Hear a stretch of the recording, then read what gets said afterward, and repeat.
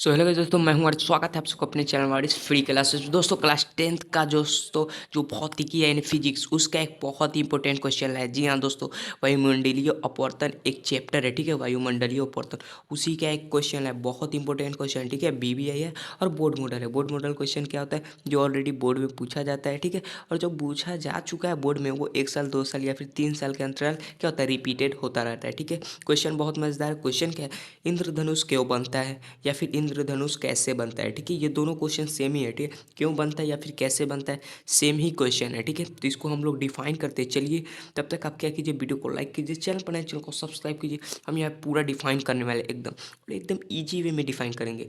आपको थोड़ा भी नहीं लगेगा कि लिखने की भी ज़रूरत है। जी हाँ, याद करते हुए चल जाइएगा, ठीक है। चलिए इसको जानते हैं।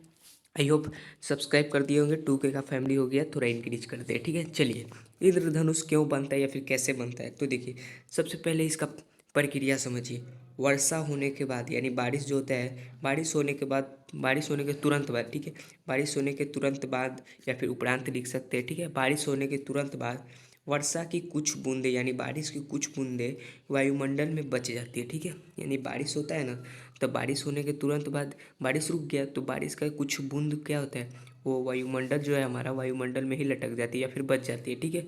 जल की ये बूंदें प्रिज्म के समय कार्य करती है या फिर प्रिज्म के समान यहाँ पे होगा, ठीक है। प्रिज्म के समय नहीं, प्रिज्म के समान काम करती है, ठीक है। यानी प्रिज्म के जैसा काम करती है। तो जो बूंद बच जाता है वायुमंडल में वर्षा होने के बाद, जो बच जाता है बूंद, ठीक है, पानी का बूंद, तो प्रिज्म के समान काम करती है। और प्रिज्म है तो क्या होगा, प्रिज्म है तो प्रकीर्णन होगा। जी हाँ दोस्तों, तो प्रिज्म के समान कार्य करती है सूर्य की किरणें, ठीक है।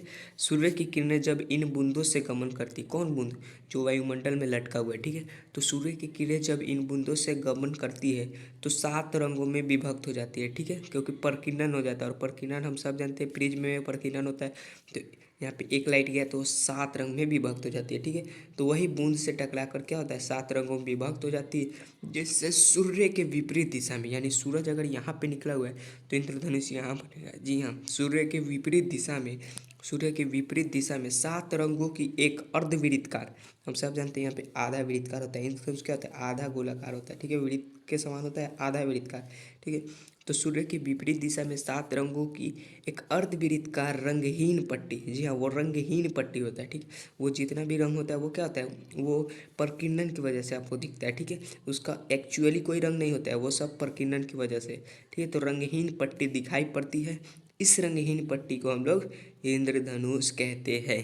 जी हाँ दोस्तों, इसे ही हम लोग इंद्रधनुष कहते हैं। समझ गए इंद्रधनुष कैसे बनता है, ठीक है। थोड़ा और डिफाइन कर देंगे एक बार, देखिए उसके बाद क्या लिखिएगा, इंद्रधनुष बनने में क्या क्या लगता है। तो इंद्रधनुष बनने में अपवर्तन, पूर्ण आंतरिक परावर्तन, परावर्तन तथा वर्ण विक्षेपण की क्रिया होती है। जी हाँ दोस्तों, वर्ण विक्षेपण की क्रिया होती है।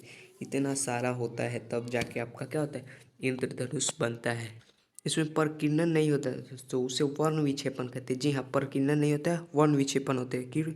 क्योंकि प्रकीर्णन का डिफाइन क्या होता है, प्रकीर्णन का यानी कि परिभाषा क्या होता है कि किसी सूक्ष्म कणों से प्रकाश की किरण टकराकर विखंडन की क्रिया। तो ये प्रकीर्णन भी हो सकता है, ठीक है, क्योंकि ये मानते हो सूक्ष्म, लेकिन ये सूक्ष्म कण नहीं है, जल है, ठीक है। तो इससे टकराकर तो इसे वर्ण विक्षेपण कह सकते हैं, ठीक है। तो इतने सारे क्रिया होती है, ठीक है। जैसे मैंने बताया वैसे आप लिख दीजिएगा। एक्चुअली फिर एक बार आपको डिफाइन कर देते तो वर्षा हुआ, बारिश हुआ, बारिश होने के बाद वायुमंडल में कुछ बूंदे क्या हुआ, लटक गया, और जो बूंदे बच जाता है वायुमंडल में वो प्रिज्म की तरह काम करता है, ठीक है। प्रिज्म की तरह काम करता है।